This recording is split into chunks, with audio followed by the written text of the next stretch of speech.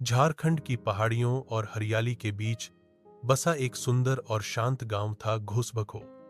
घोसबको छोटा सा गांव था, लेकिन वहां की वादियां, हरियाली और लोगों की सादगी इस गांव को खास बनाती थी। यहाँ के लोग मेहनती, ईमानदार और आपस में एकजुट थे। घोसबको गांव में एक लड़का रहता था, आरव। आरव 12वीं कक्षा में पढ़ता था और उसका सपना था कि वह बड़ा होकर अपने गांव के लिए कुछ ऐसा करे जिससे सभी की जिंदगी बदल जाए। आरव के पिता किसान थे और मां घर संभालती थी। गांव में स्कूल था, लेकिन वहां केवल 8वीं कक्षा तक ही पढ़ाई होती थी। आगे की पढ़ाई के लिए बच्चों को शहर गिरिडीह जाना पड़ता था, जो सभी के लिए संभव नहीं था। आरव जब शहर गिरिडीह पढ़ने गया तो वहां की चकाचौंध और सुविधाएं देखकर हैरान रह गया।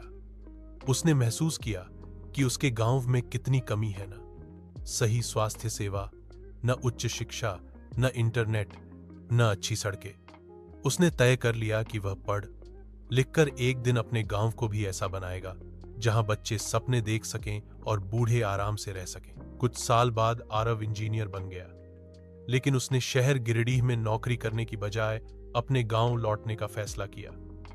लोग हैरान थे, इतना पढ़ लिखकर वापस गांव क्यों आया? मगर आरव के इरादे मजबूत थे। सबसे पहले उसने गांव की पुरानी स्कूल बिल्डिंग की मरम्मत करवाई और 8वीं के बाद की कक्षाएं शुरू करने के लिए प्रशासन से बात की। कुछ महीनों में स्कूल में 10वीं तक की पढ़ाई शुरू हो गई।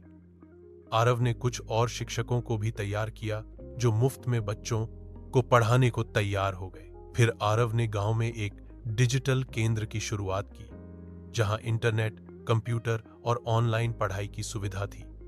बच्चों को तकनीक से जोड़ने का उसका सपना धीरे धीरे साकार हो रहा था। इसके बाद उसने गांव के किसानों के लिए एक योजना शुरू की, स्मार्ट खेती।